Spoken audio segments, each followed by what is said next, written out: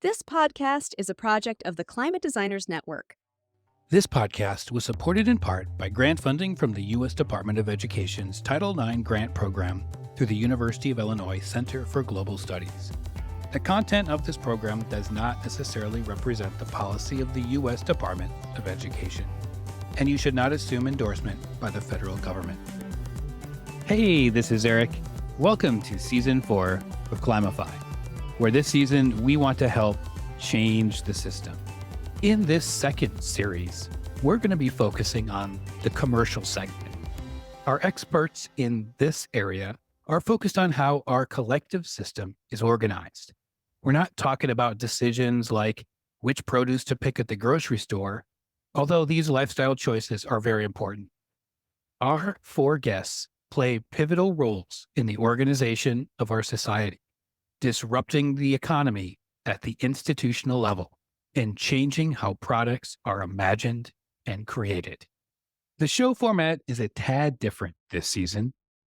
Each episode is broken into 3 segments. To begin, I'll be joined by one of our researchers on Climify to break down what we both heard in my interview with our guest and what you should listen for. Our second segment is, of course, our interview, which is always still hopeful with plenty of inspiration. And finally, our third segment breaks down what we heard as calls for action in the interview itself and what you can do to change the system through climate action. Well, I'm sitting here again with Jackie Himmel, and it's nice to see you again. Yeah, it's good to see you too. Yeah. How's your summer? Hot. Hot. Very Yeah. hot and humid. Multiple sunburns into my summer, and I'm still not learning to put more lotion on. Yeah. You're pretty fair skinned. So like me, sunburned is easy Yeah, for me to get. I know. I have the SPF in my moisturizer, and then I always say I'll reapply, but then I get distracted, or I'm like, no, the sun's not that hot. This is literally Big a mistake. podcast about climate change and how things are getting worse. True. And I'm like, come on, Jackie, be consistent. Well, it's nice where I am. We're in the low 80s, not so humid here in that's Illinois. nice. So I am doing great. I love my summer. It's going Oh, really good. well. Today we have a really great guest, Lynnette Widder. And Jackie, why don't you share a little bit about who Lynnette Widder is? Sure. So Lynette Widder, she is an architect and is currently a professor at Columbia University with an interest in urban environments with a research focus in architectural design for energy efficiency, urban resource flows, community resilience, and environmental justice. But she is notably the co-founder of a New York architecture firm called Art of Architecture. Her architectural work has been featured in New York Times, on HGTV, in addition to other US, European, Asian, and Australian outlets. She knows a lot. That's She one of knows. the things to She listen does. for. Yeah. She found her niche and she is good at it. Yeah. And has had a pretty interesting journey in life, and now bringing that into the classroom and really giving back to the students. I was jealous of some of the one of the projects that she mentioned in terms Yeah. of I wanted that when I was a student. Yeah. I always like hearing about professors because I know how much I appreciated it in college, but professors that encourage you but also push you, Mhm. to think outside what you commonly think, in other Sure. classes and challenge you to think outside. So, and she does that, but Yeah. She and does. she's and I can tell that it's hard at first when you have to try to rethink your whole mindset of what results are, what management is, what Mhm. people expect of you. But, at the end, she's doing it for a good reason. Yeah. I mean, I wonder with you saying that, right? Because I'm a professor, and I try to do what you just described. And then when the students get their grades, I'm wondering if you still feel the same way. No, it's love hate. Yeah. It's more of like at the closer to the end of the semester when you're doing those. Remember when you used to do this? and how you used to do this, and you're like, oh, I guess I have made a big difference, and how that's changed my mindset. Um, Yeah, I think time is an important component here in the sense the more you think about it, the older you get, the more maybe you say, "Oh yeah, they did really do yeah, a good job." yeah. It's like I didn't appreciate like the multiple essays that I had to write for it. Um, and I am guilty of being a very bad procrastinator. I am very Yeah, bad. So that's partially on my fault that I had to stay up till like 2 in the morning doing sure. I essays. mean, but But creative people are like that.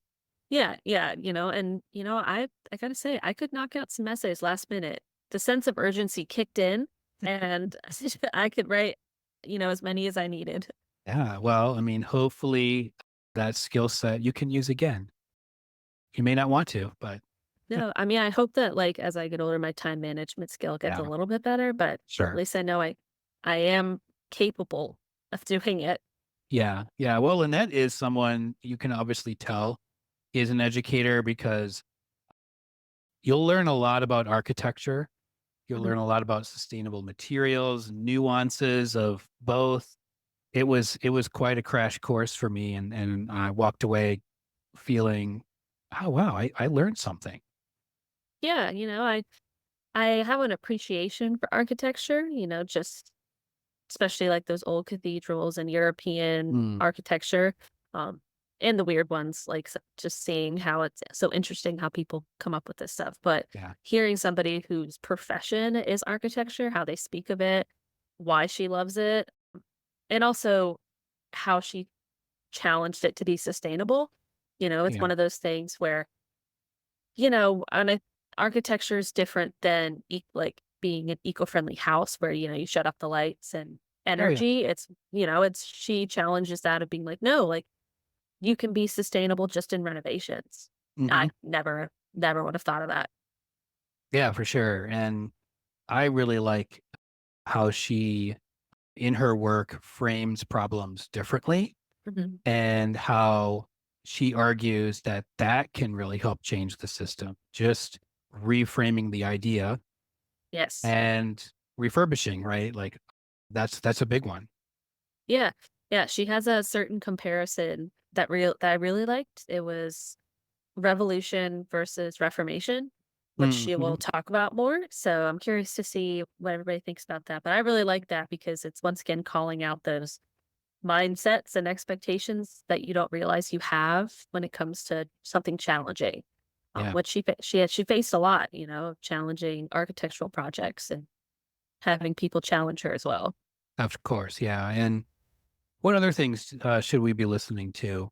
Last thing I think that's really important is urban resilience. She talks about those redlined communities, how those were put in place. It's not necessarily the government, though it has been supported by the government in times, but how that originally came to be, um, and how those are putting negative impacts environmentally on minorities and um, different communities that have been marginalized.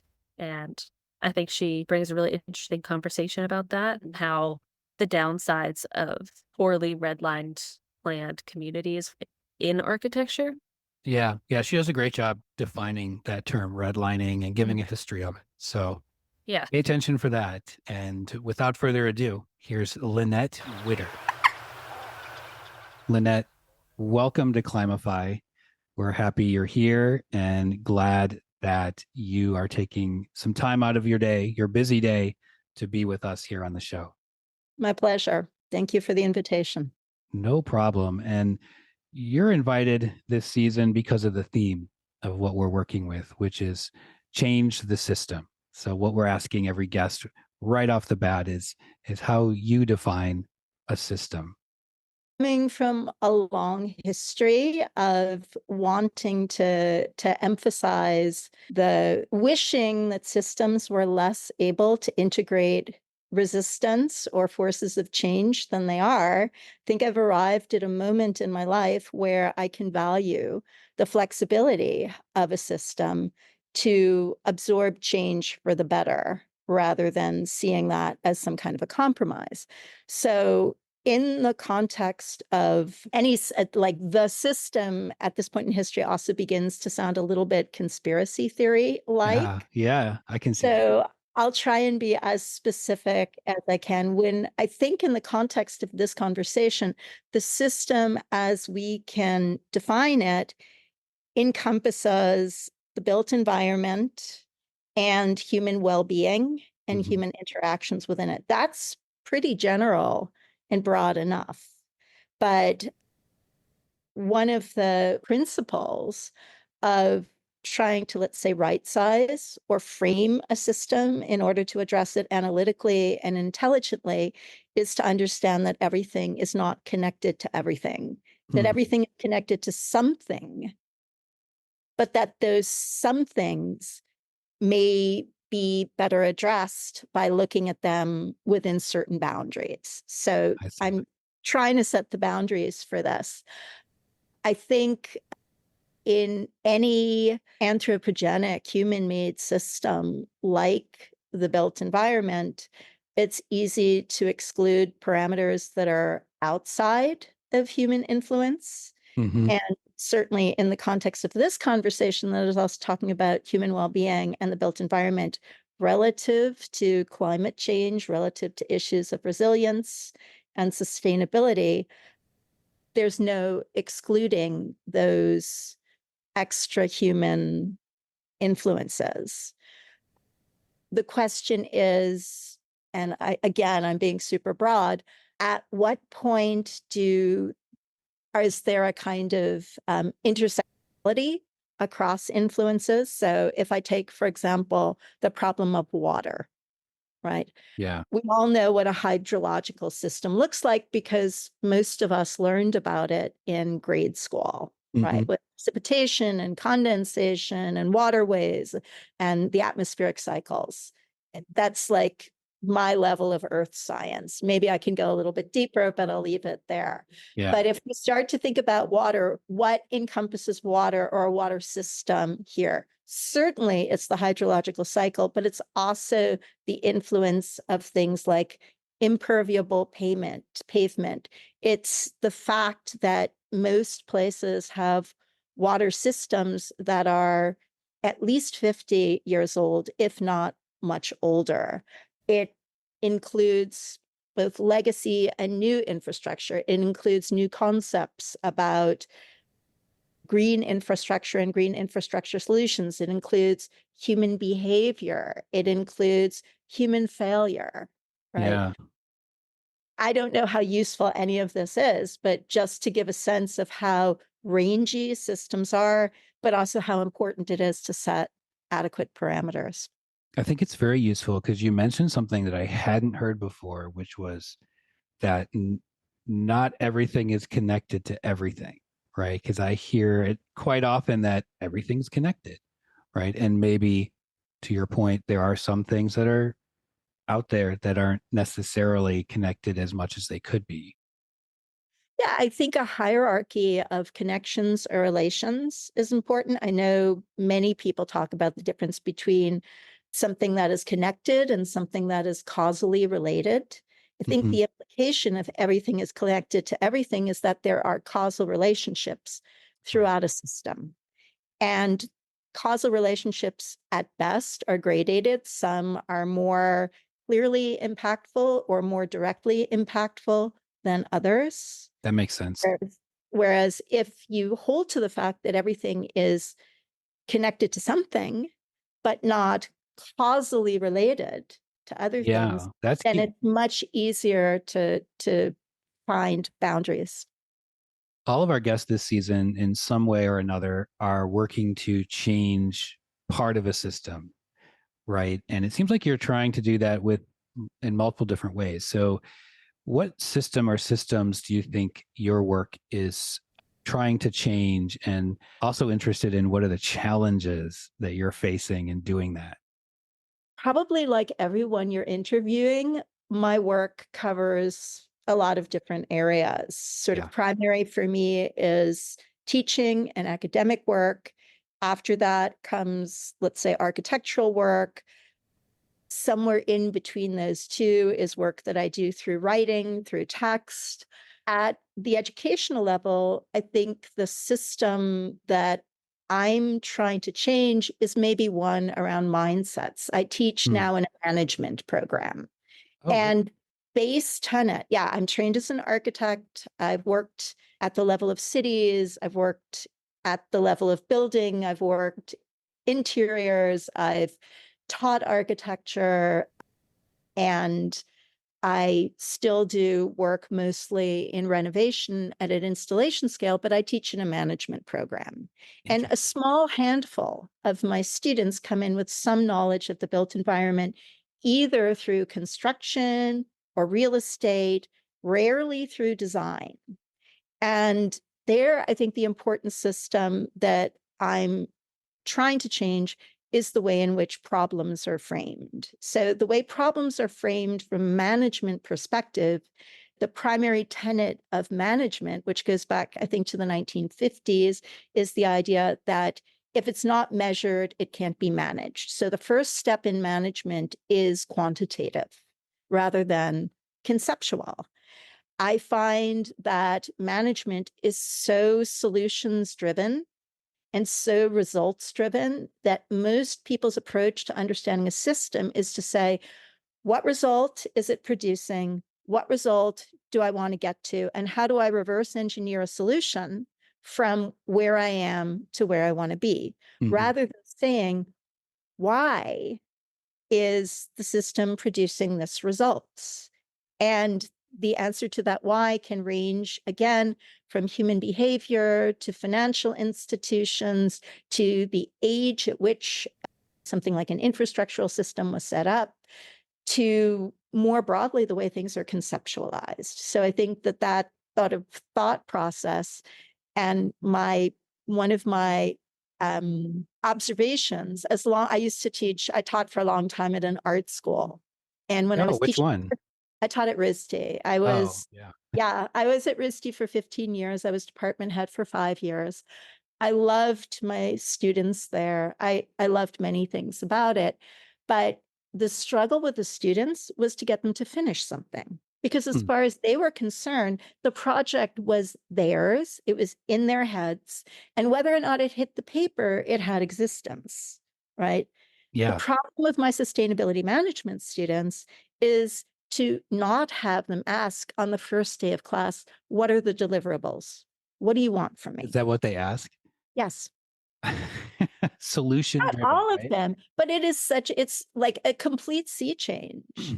Right. And I think that if you think about that systemically, then it's pretty clear what the capacities and what the disadvantages are of conceptualizing a problem either in a completely open-ended way that's highly personal and always wants to go back to first principles versus something that is much more product and result driven, but less able to engage a kind of flexibility that is necessary if you want to fundamentally change outcomes. Yeah. So it seems like, based on what I heard, what you're trying to get these students to do is not think about the results first, but the why and how to get there correctly, not just these canned solutions. I mean, I don't want to do an injustice to these students, right? They're extremely invested in changing society. I remember when I was in architecture school, there was a terrific article about cities by Anthony Vidler that we read Okay. that talked about the difference between reform and revolution, right? Mm, And, revolution is tear it down, start from scratch. Reform is let's look for openings in an existing system. And as a friend of mine once said, it is an oil tanker. It doesn't steer like a catamaran, right? right. Silly analogy. I'm not a sailor, Yeah. but I think the real virtue of working with these students is that they they're invested in reform. Hmm. They're not there to tear it down by and Yeah. large. Whereas architecture students tend to be really invested in the tear it down. And I can certainly speak for when I got out of architecture school, being incredibly disappointed in just how workaday and non-spectacular everyday practice was. Right. You got to design like the stairwell in this building, right? Not the Gotta go building to itself. work. You gotta go to work every day. And you gotta, if the building department says, I want it in this format, then that's the format you use. You don't say, but it fits better on this piece of paper, right? Yeah. The reality is different than the classroom. Yeah. And I think when I hear the way in which, or even when I compare the way in which, I mean, I started working on issues of sustainability, legacy infrastructure, building systems when I was at RISD. I taught with a bunch of wonderful colleagues, things like building systems, building construction, urban issues. And we were always looking for the sort of ingenious moment, Mhm. right? What is the radical, what is the thing that everyone else is overlooking? How can we build a better mousetrap that's going to deal with air quality, food desertification, rainwater harvesting, stormwater management, beautification, heat island, and it's going to look super hot? Like that's what we're going to do. Right. Right. And then you're like, oh, but none of this is on the market and it's unrealizable. And oh, people are already trying to do this. It's not as radical as we thought. So there's Mhm. a kind of disinclination to to be part of a community of thought. Well, let's go back to your journey in your current where you got to in your current job, and you started as an architect. You taught internationally, and I really like the name of your architectural design office you started. And I'm guessing it's Art of Architecture. That's perfect. Is that how I? Okay, good. Yes. Art of Architecture, which is a great name. You focus on the built environment through the lens of sustainability. What drew you to both architecture and sustainability? What was that path for you like?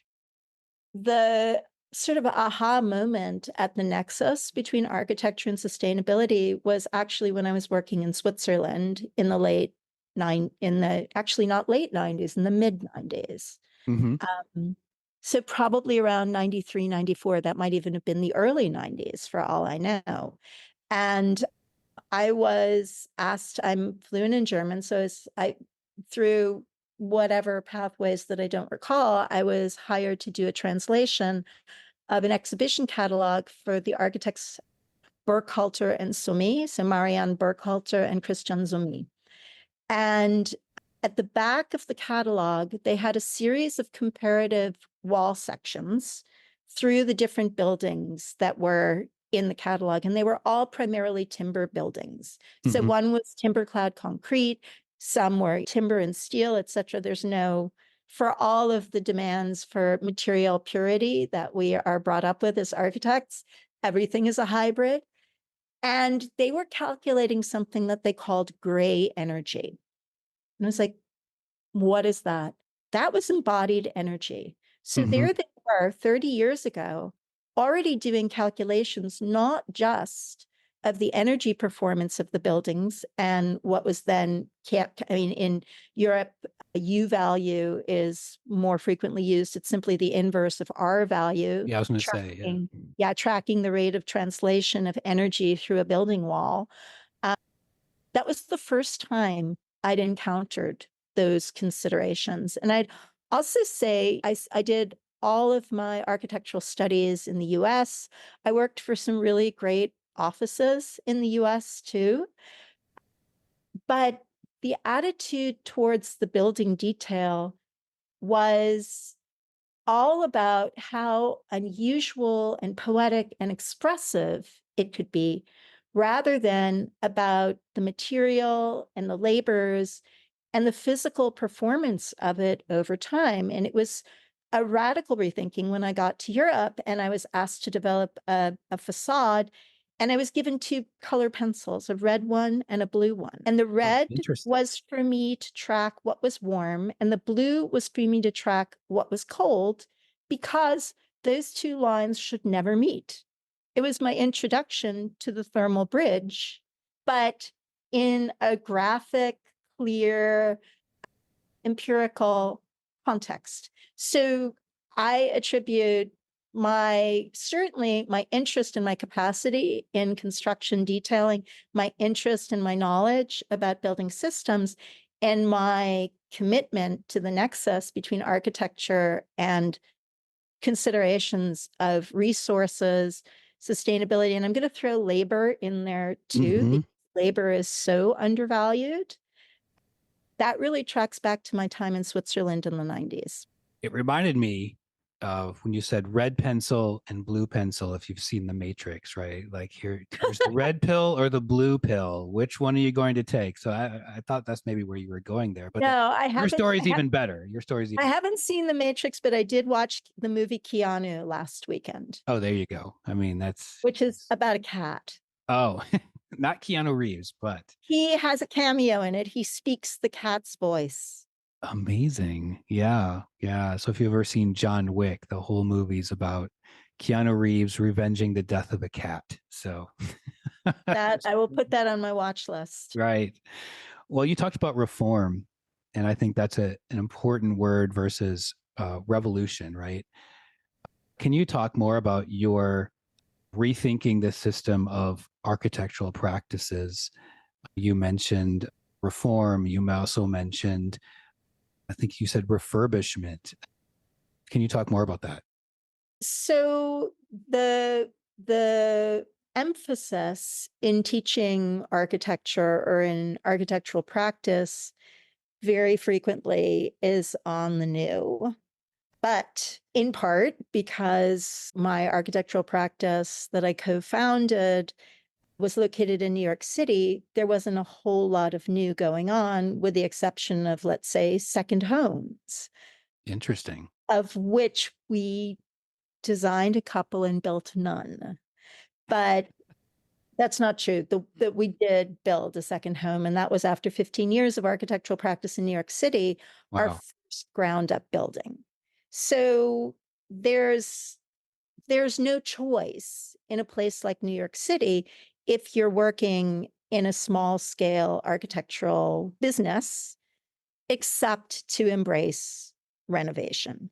And when we started, the emphasis really wasn't on sustainability. It was much more, I mean, we were very invested in working with the same subcontractors. We very often would work with a general contractor who would allow us to take stonework and cabinetry and anything that was like a detail finish out of the contract so that we could create a relationship with craftspeople Hmm. who valued the kind of things that we did. Our emphasis was really not on, let's say, the carbon footprint or the history of any of the materials we were using. I think the turning point was once we began to build a reputation, we would often be called by people who had gotten our names from a real estate agent. Hmm. And we'd go into an apartment that had been recently renovated, perfectly good, maybe not to my taste, and Right. definitely not to the taste of the person who'd bought it. So we went once to a loft building in West Chelsea that someone had subdivided so that it looked exactly like a Classic Six, which is an apartment typology that exists on the Upper East Side in buildings that were built between like 1915 and 1930. And this person bought it because they wanted a loft. So our mandate was rip everything out. And we're walking through and there's like marble in the bathroom, Oh God. cherry cabinetry. And we turned the job down. We were like, if you want a loft, sell this and buy a loft. Yeah. Yes. But at a certain point, it was less about the materials per se and more about the real estate leveraging practices in a place where value keeps rising. And as it rises, people are empowered to buy an apartment. And the first thing they do is to make their mark. Right? Hmm. So I think that was a real turning point where I also realized that I didn't want to be involved in that. Yeah. So I Sounds don't like know that ego. well, it's about asset enhancement for Yeah. people who are orders of magnitude more wealthy than I, doing things that they might drink oat milk, but that's was a drop in the bucket compared to other aspects of their lifestyle. And that felt unfulfilling. It also felt like a battle that was very hard to win. Sure. So when we talk about my capacity to change the system, I have a student who just did a really interesting study using the software Tally, which is a BIM plugin that is set up to do embodied carbon analysis. Oh, that's great. Yeah. And she did really interesting work. And we got to a point where I suggested that rather than attributing carbon to square footage or cubic footage of the building, we should attribute it to the dollar value of asset enhancement and the wealth created for the developer, Mm-hmm. because that's what's driving it in the end. Mm. And she was like, oh my God, that's so radical. But I think if everyone followed my conclusion, very soon we'd have no one working in architecture. Oh no. I I guess don't like that idea. Yeah. no. So the way that I changed that was when I inherited some money and I decided to invest it by buying this 1950s house in a Frank Lloyd Wright designed community. And my goal in doing that renovation was to preserve as much of the original material as I could and to Mm. try and calculate that. And then also to make sure that as little material that I removed as possible went straight to landfill. So I put all the metal I extracted in the back of my station wagon and took it to the scrap yard, whatever, 0.01 cent per pound for Right. steel. I made sure to work with a hauling company that provided separate dumpsters for concrete versus mixed construction waste. I eBayed or put on Craigslist old appliances to make sure they'd have a second home. And for a while, I was even trying to do demolition, especially without power tools. I would say that lasted about 5 days. Oh And then I boy. realized that, I mean, my house was built before there were power tools, on-site power tools, Sure. Yeah. right? So it's possible, but it's kind of hard to go back Yeah. there. Those like hand saws don't work as well as the power saw. And if you want to frame a building using nails instead of joist hangers and nail guns, pneumatic nail guns, Right. you The have to be hammer. an amazing framer. Yeah. You have to have years of experience, decades, probably. Well, let's stick with materials here because that's a very interesting, important climate perspective on building. And certain material choices that you make are going to have a negative or positive effect on the environment.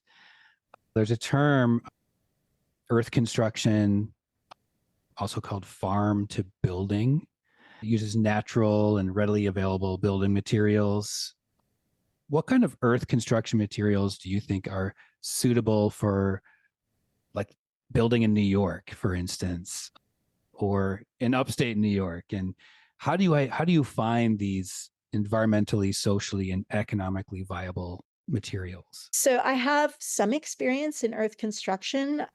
I have collaborated with people who have quite a bit more.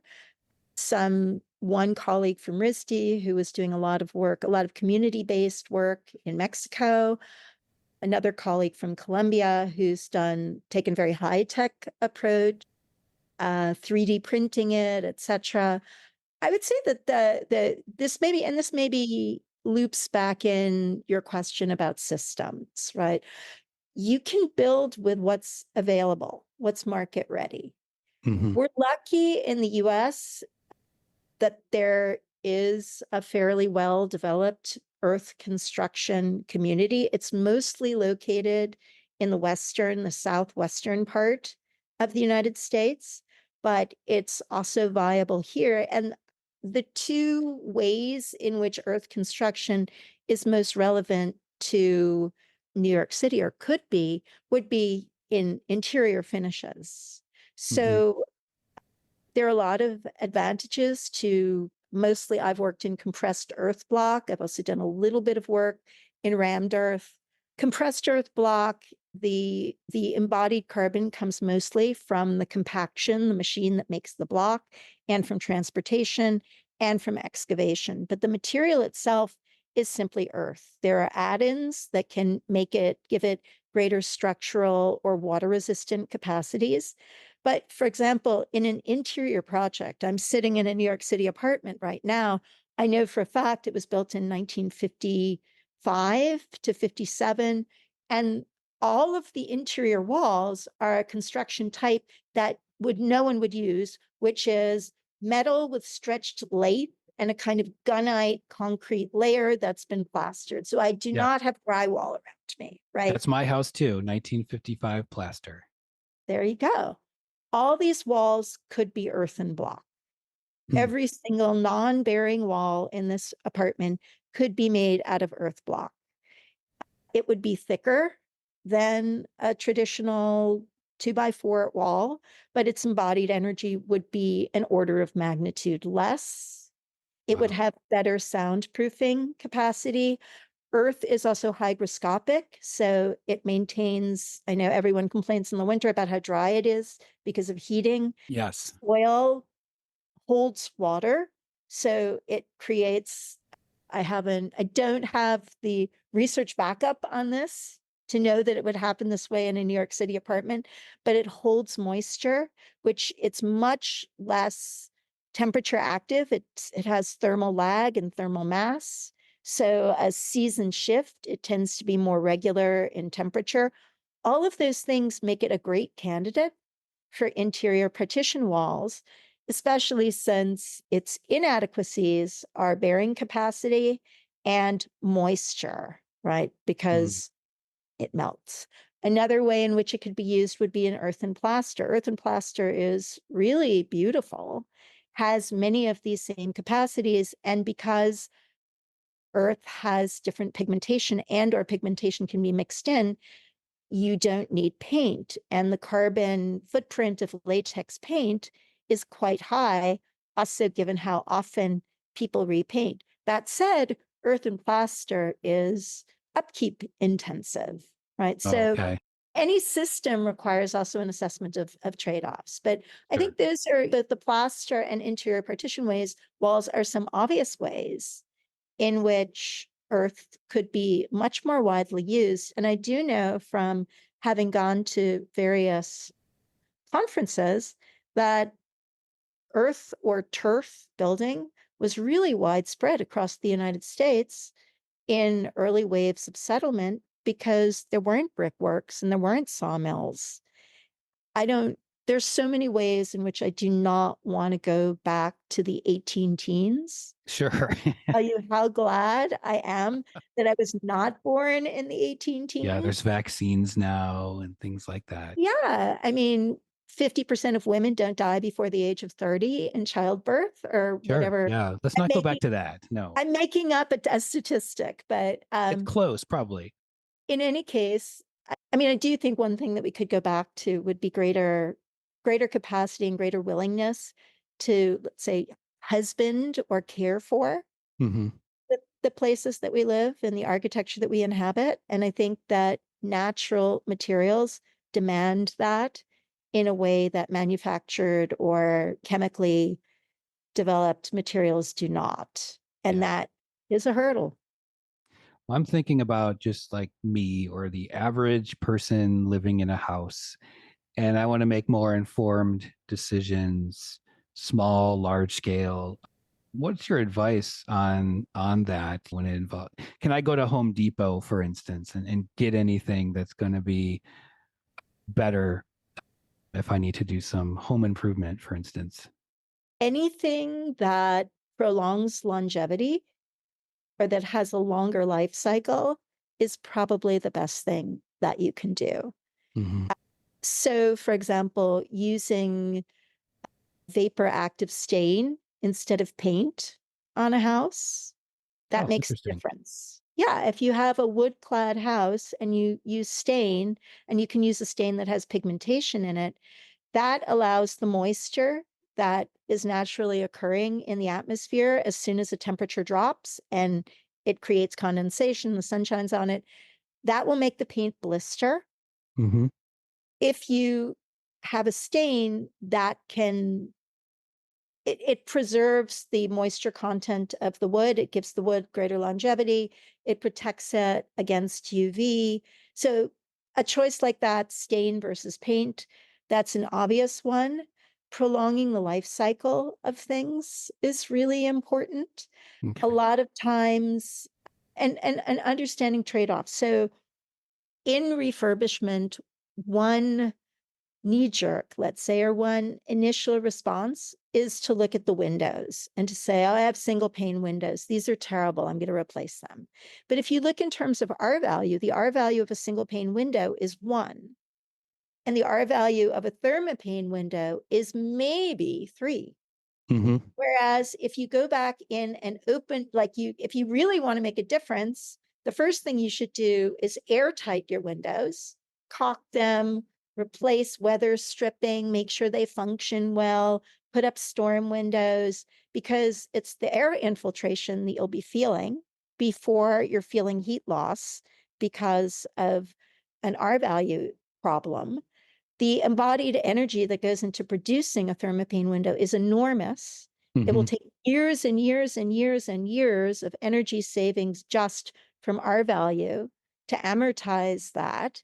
And on top of that, if you think about the amount of glass in a house, even a modern house or a modernist house versus solid wall, if you put insulation into your ceiling or you insulate your wall, you're going to get so much more out of it. And in that case, if you're insulating, there are many products in insulation that have lower embodied energy than, let's say, petroleum-based foams or fiberglass that are also less chemically impactful. So those are like obvious things. Of course, like if you, I don't know, if you need a new kitchen sink, you need a new kitchen sink. Is it better Right. to get stainless steel or enameled? I don't know. Yeah. But you should get something that's going to last a long time. We'll be back after this message. What is a climate designer and how does someone become one?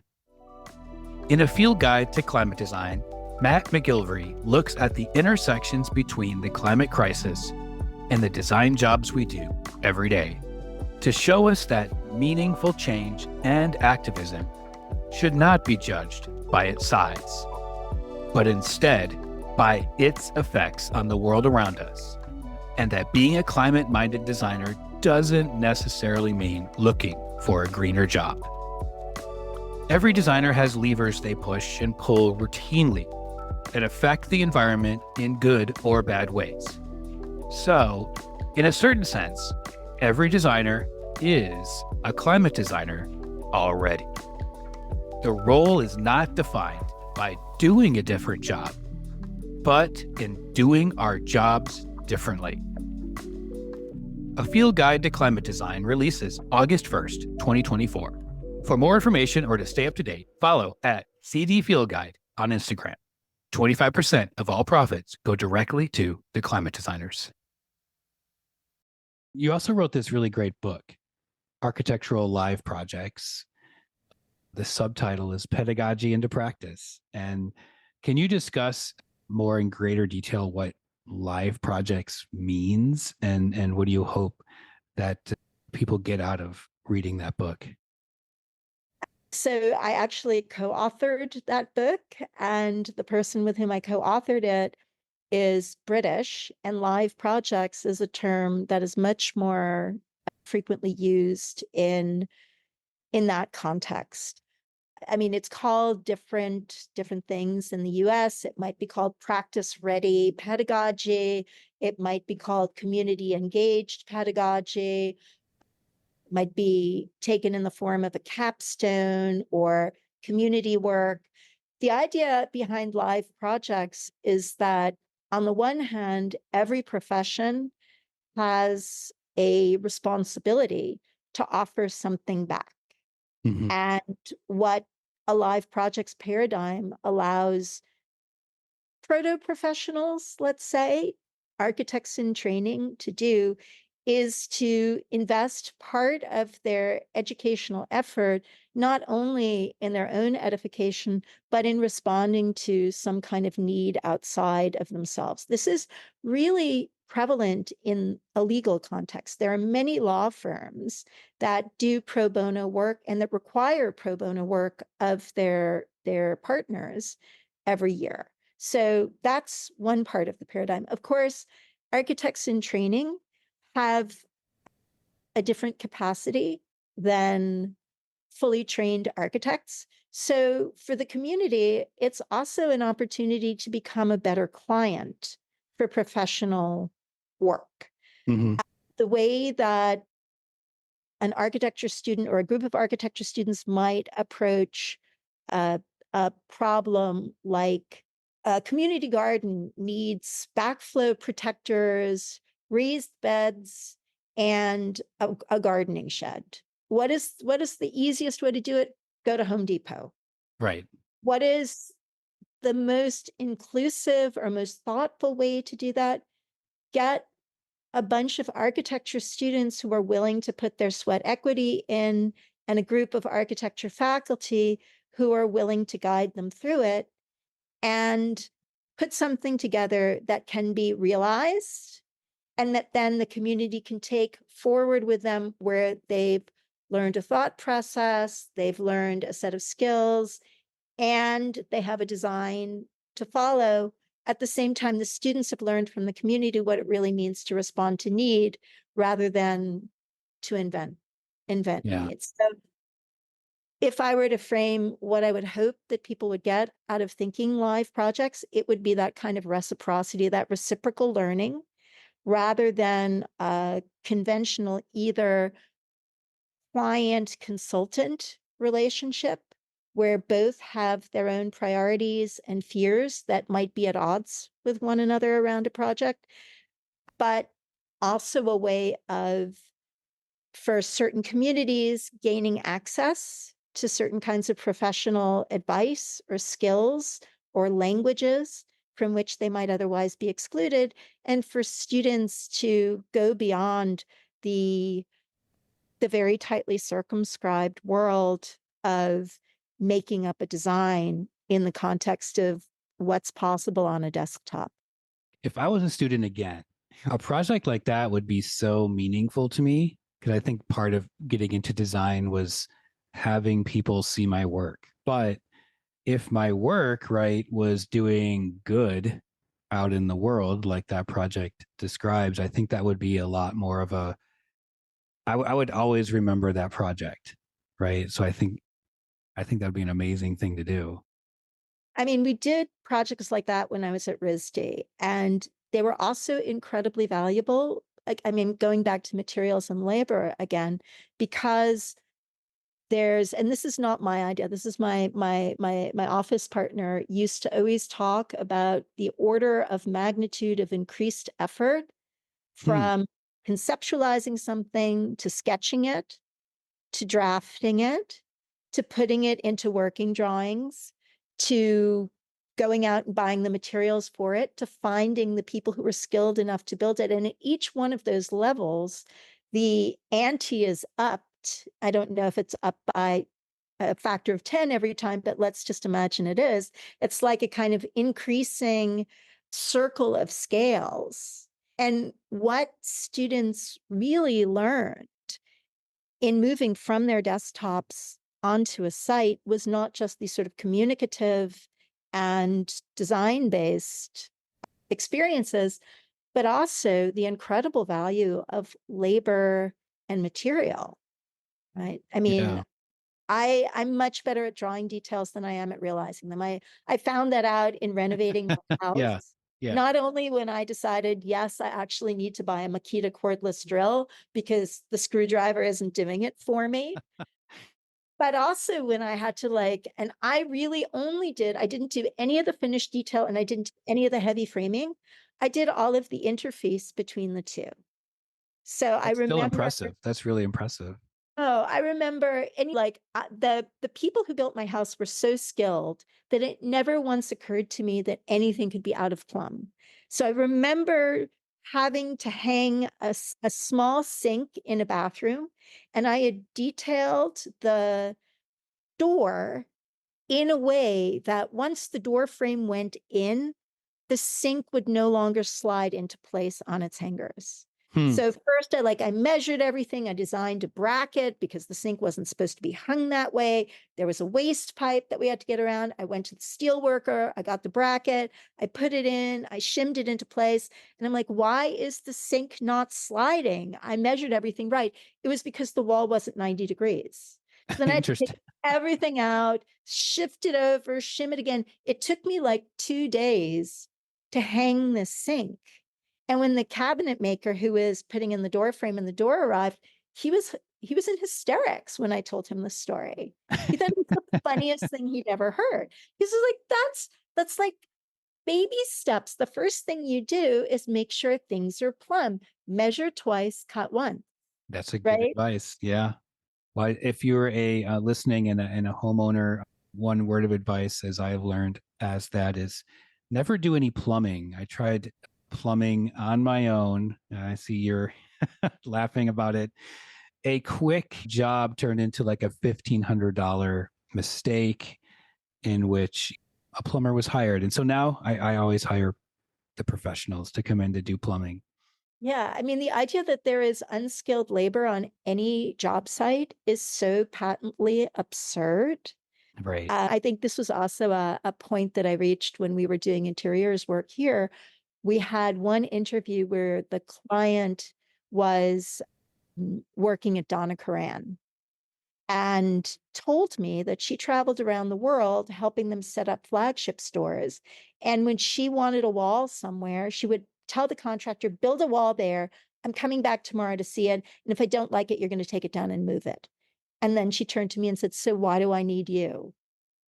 And it was one of those moments where I thought, this woman is so horrible, right? In so many ways, right? Challenge, like speaking to me like that, but also the idea that she was privileged enough to disregard the investment made by people on site. Just, well, I'm paying them, so it's okay. I can Yeah. trash the material, I can disregard their labor.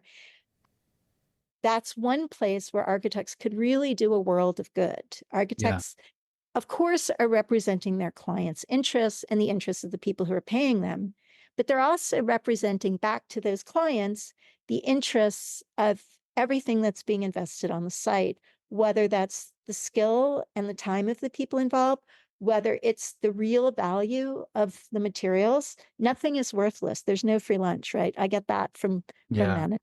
Yeah.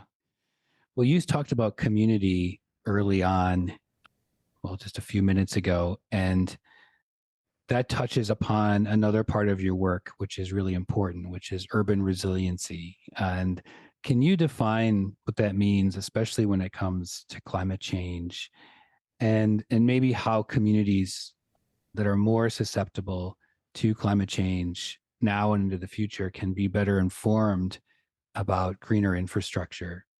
So there's, as with many things, there is the legacy problem that less desirable parts of the world are what remains for people who don't have the access or the financial wherewithal to locate themselves elsewhere.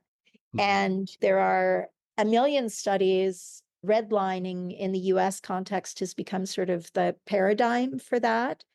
But redlining is just one step in a much deeper legacy, because the reason that those areas could be redlined was because they were in low-lying areas where land was cheaper because they were more flood prone. They were closer to industrial or traffic infrastructure. Like these were tracts of land that were already undesirable. So they were developed in ways that made them less likely to be insured. Redlining, the criteria for redlining were actually adopted one to one from the US insurance industry. They were not developed by the US government trying to be racist, although the Wow. effect, yeah. I didn't know that. So And insurance there's companies did that. Well, it was a public-private partnership. I see. Actually, the US government, when the US government initially got into the mortgage market, we're going a little far afield here, but just to say, so these, when the US government got into with Freddie Mae and Fannie Mae, when the US government realized that they wanted to incentivize home ownership, they looked around and said, how can we do this responsibly? How can we protect public assets? Well, who's in charge of protecting assets? The insurance Right, industry. right. How do they do it? What are their criteria? What do they look for? They look at value, they look at capacity to pay, they look at is something declining or going up in terms of desirability.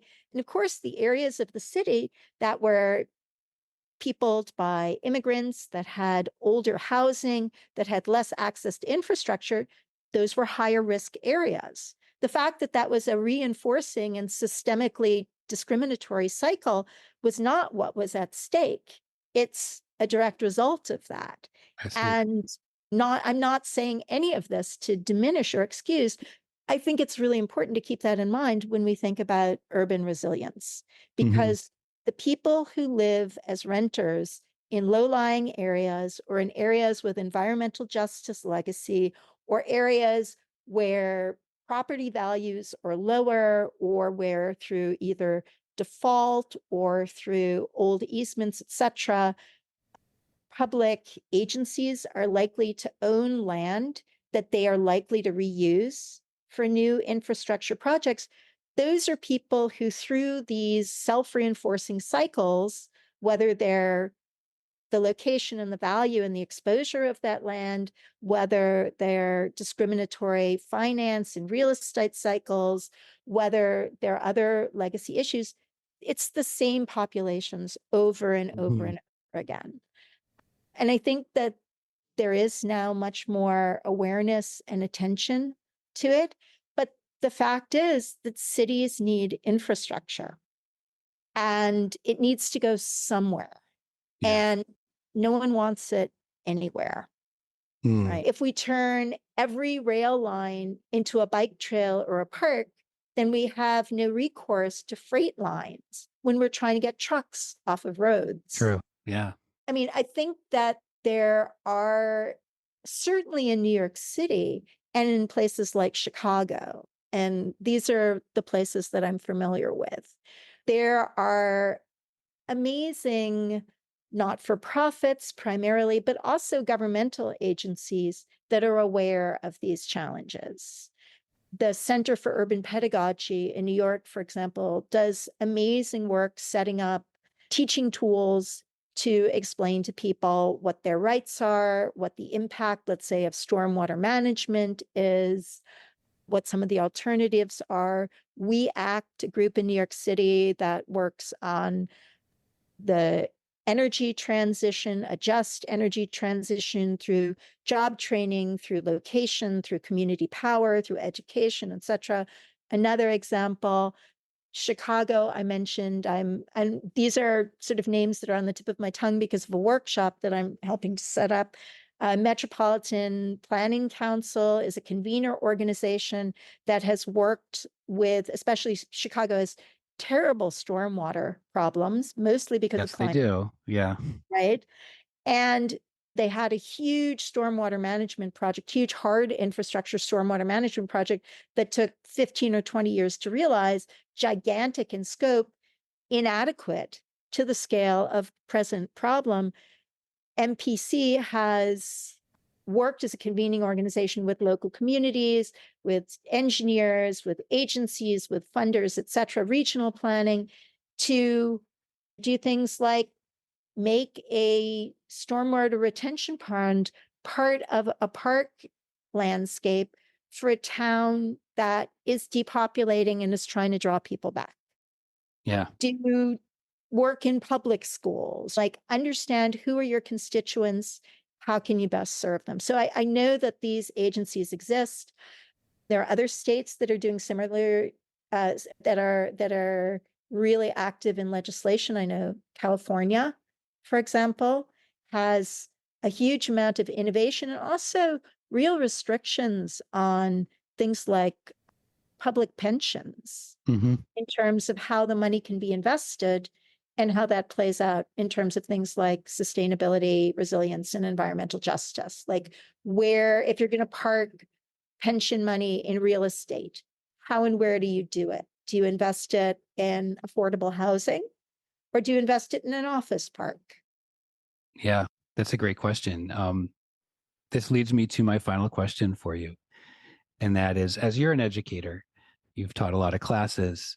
I'm wondering if you, knowing what you and all your different interests, if you were teaching your dream course, what would you assign? What would it be about? So I already have a dream course, and a colleague of mine and I proposed it, and it wasn't accepted this time around, but we're not Oh, giving no. up. So our concept was, and there's a fabulous book by Vittoria De Palma called Wasteland.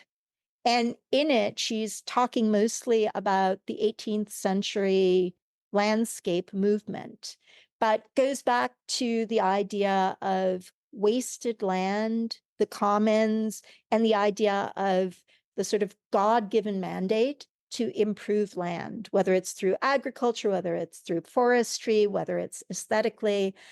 And the idea that there is marginal land or waste land, and that it is still, even though we're not necessarily quoting the Bible when we talk about it, the fact that we still conceptualize land this way and that we have persisted in settlement patterns that relegate certain areas of land to the status of marginal or wasted seems to me really ripe for reconsideration, especially as many of those margins will now become the sites either of green infrastructure or energy transition or resettlement as people have to be moved from areas that they've always thought of as desirable. So I haven't got the syllabus set yet, but I think the idea of marginal land or wasteland in its all of its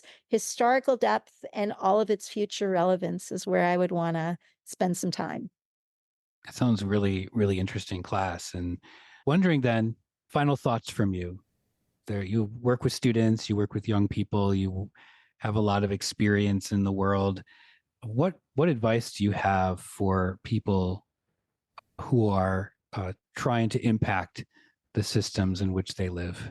Given everything that's been going on across college campuses this spring, Yeah. that question has significant weight.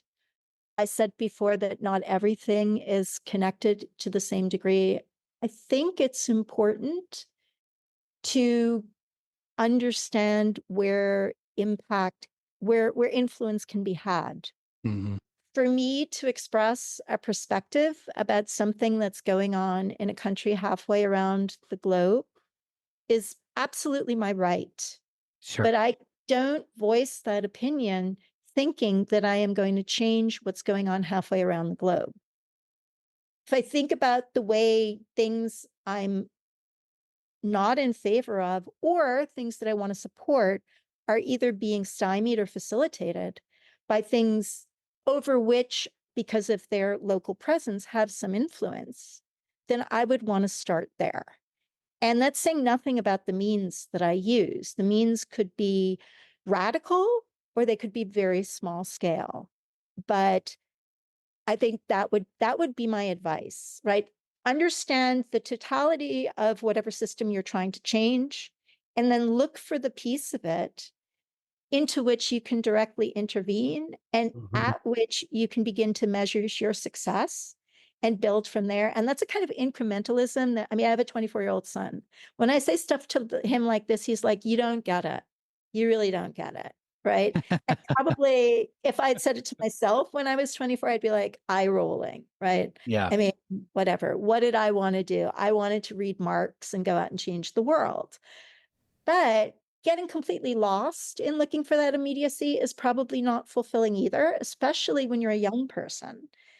But very few people are in a position of radically changing the world at large scale. Right. And so starting at a scale, whether it's regional, whether it's interpersonal, whether it's community, whether it's in the context of where you work. And I think also understanding what the levers are. I know one, and I'm trying to dance around what happened at Columbia campus this spring, Sure. but I do think it's important to address the question of what is it that the institutions you're trying to change, what is it that is their mission? Hmm. And enough people have said that private universities in the United States are hedge funds with an educational sidearm. I've never I heard would that, but yeah. I would prefer not to believe that, Yeah. right?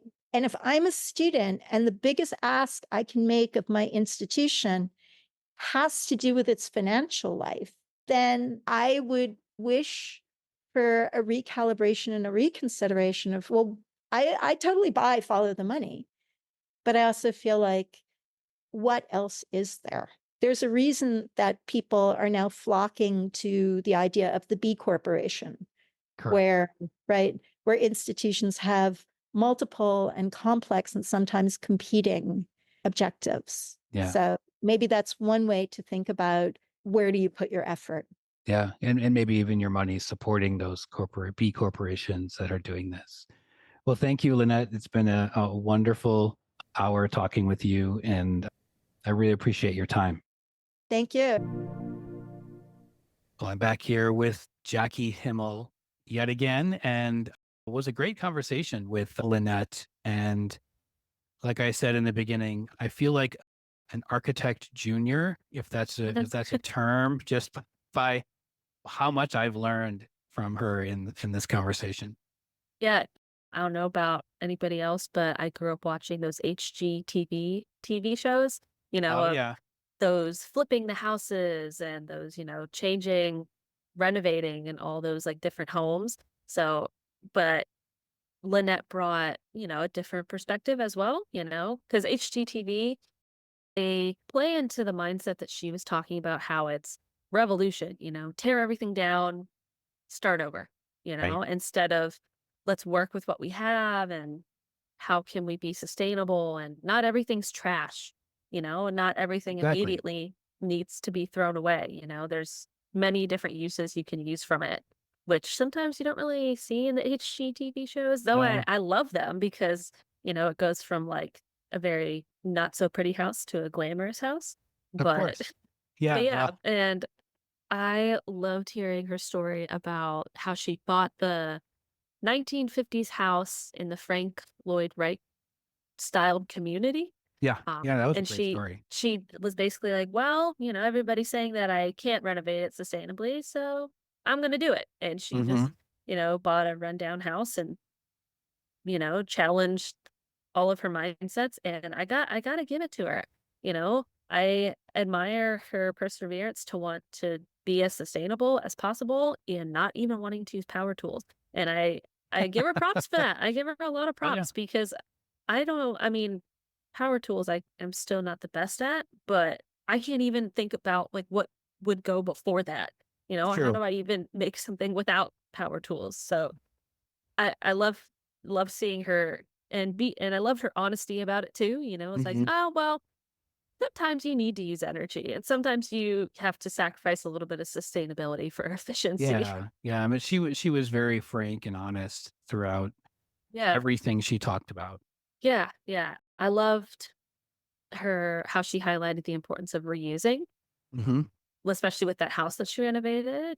She's talking about, well, I can, how much of this can I reuse? And if I'm not reusing it, who can I give it to who will reuse it? So going Right. to donation sites or, Habitat for Humanity, or doing as much as she could, which I think is funny because I don't know about you, but growing up, they always tell you the 3 R's, like recycle, reuse, reduce, and recycle. Right. And they always highlighted recycle, and now I've come to But love it's like recycling. last. It's like the least Yeah, important one. Yeah. it is because it's just kind of waste, and Mhm. she talks about, reusing and reducing. those are so important. Yeah, didn't they add additional R's recently, like They refuse? did. Yeah. Something like that. I obviously was not paying attention to that. Yeah. Um, Unfortunately, the town I went to college in stopped recycling, Oh, which geez. is where I did a little bit of digging to realize that most of the time recycling just ends up in landfills anyway, Yeah. unfortunately. So, Yeah.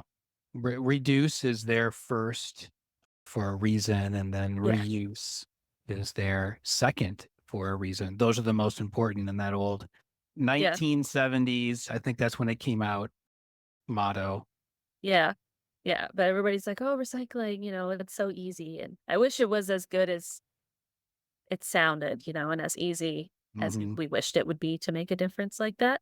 But Yeah. Yeah. And I think that's a great call to action. And that is reduce, mhm, reduce what your consumption, and don't rely on recycling to save the day, because it's not. it's not. I hate to break it to you, it's not doing what you think it is. I mean, still keep doing it. I'm gonna still try to recycle in hopes that maybe it goes somewhere that I'm not aware of. But I'm also gonna try to reduce and reuse, which is sometimes difficult because I feel like we live in a maximalistic Oh society with, yeah. Yeah. fast fashion and you need to get this now and you need to get this now. And, you have to buy all of this, but now it's a set. So now you have to buy the whole set. Yeah, yeah, we don't wanna get caught in hope cycling though, right? Have you heard that term before, where, Yeah. "I hope this is recyclable, and I'm putting it in the." Yeah. Yeah, well, one of the big calls to action for me, connected to the theme of our system, was when she talked about incrementalism, Hmm. and for me, that's a big thing, because it allows, like, people to feel like they've achieved something, even if it's not big. Even if Yeah. it's even if it's just tiny, right? And so understanding the totality of the system is a big call to action. And furthermore, like, looking for that small little piece of it where you can intervene to change it, and then incrementally make a difference. And that, I think, is how I am going to approach climate and other big issues going forward. Is I'm gonna make something small, then medium, Yeah. bigger, and sort of relish the success of doing that. Yeah. And yeah, I don't think that we should forget the little baby steps that we do. Oh, no. I think, and we've talked about it and highlighted it in other episodes that, We have. that we need to go and do something big and it needs to be memorable and it needs to make a really big difference. But, you know, if as, they say, it's like if we all do our part, we all do baby steps, they'll all make a difference. And I know it's cliche, but it works.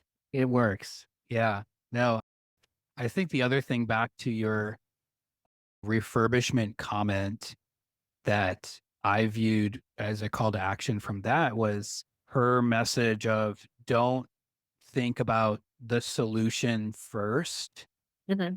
when you're designing something or trying to solve a problem. Instead, ask yourself, what needs to be done? Why are you doing this work? And you'll probably find a better path forward Hmm. the more thinking and research and questioning that you do. Where in the world of architecture, maybe we don't need a brand new house. Yeah. Maybe we just need to fix what we have. Yeah. And I think, yeah, that's a great point. You have a lot in front of you, then you shouldn't just throw it away. Like Right. as Lynette said, you don't just throw it all away. You have a lot to work with. Um, and I think that's a big metaphor for the earth. Some people believe that to give up and be like, no, we still have a lot to work with. Yeah. It's not too late to make a change. It's never too late. We can still keep doing things. It just has to be maybe more individualized. Yeah. So small, little, that's fine. Keep Yeah. keep up the hope. There's a lot of good things out there. Yeah, there is. Well, it's great unpacking this episode with you, Jackie, and great seeing you again. Yeah, you too. Well, before we go, where can we find out more about Lynnette Widder? online. If anybody would like to know more about Lynnette Widder and the work that she's done, she has a page on Columbia University's website that details and documents all of her work, her foundations, and everything that she's participated in and done some really great work in. So we encourage you guys, if you wanted to know more, read up more about her, check out that. If you would like more knowledge about the topics discussed by our guest today, you can check out these past episodes from our Climate family. Sarah Ichioka, Season 3, Episode 8, Paula Huerta, Season 3, Episode 14, and Michael Reynolds, Season 4, Episode 7. Thanks for listening. And we want to hear from you. What did you take away from this discussion? We also want to know how you are changing the system. Email us at climifypodcast@gmail.com or connect with us on Instagram at climifypodcast. We would love to read your inspirational stories on the show in upcoming episodes. This program is produced by Cam Berkins with writing and research by Abigail Zook, Jackie Himmel, and Bhavna Bhavani Shankar. Designed by Adam Java. Sound engineering and editing by me, Eric Benson. A special thanks to Mark O'Brien at the Climate Designers and Tink Media for their sage advice to make this season even better than the last.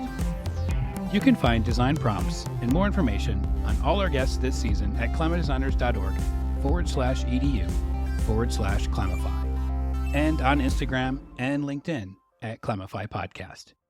If you enjoy the work we all do here and you have a spare minute or two, we would truly appreciate it if you left a rating and review over at Apple Podcasts. The more folks reviewing our program, the higher the algorithm pushes us up in the search results. And in turn, the more likely we all could learn how to become climate designers. Next week on Climify, we'll be joined by Dr. Tanya Baer. She is an award-winning ecological designer and community artist who is passionate about co-creating shared spaces for the benefit of the more than human world. She was originally trained as a performance designer and theater maker. Her work increasingly crosses many disciplines, often collaborating with landscape architects, urban ecologists, horticulturists, and placemakers to inspire communication and action on ecological issues. Her most celebrated project is The Living Stage, a global initiative that combines spatial design, horticulture, and community engagement to create recyclable, biodegradable, biodiverse, and edible event spaces. Tanya is currently a senior lecturer in design at the Queensland College of Art and Design at Griffith University in Australia. She is also co-director of the Performance and Ecology Research Lab and author of Ecocenography, an introduction to ecological design for performance. And so for me, Living Stage is an antidote to that. It is basically saying, let's do what we can in the place in where we are. And it's great. I think it has so many, it's not only an ecological benefit, which is what we aim to have, it's very much a psychological benefit to the community because it's so hands-on. And I think when we talk about climate change, we can feel so, as I mentioned before, helpless in that big looming issue. And if we work locally, hands-on processes can be a way to come to terms with that. And to tell stories around it. Again, it goes back to the idea of us as a species celebrating and talking and dancing our stories within the community. And that's what that really is about.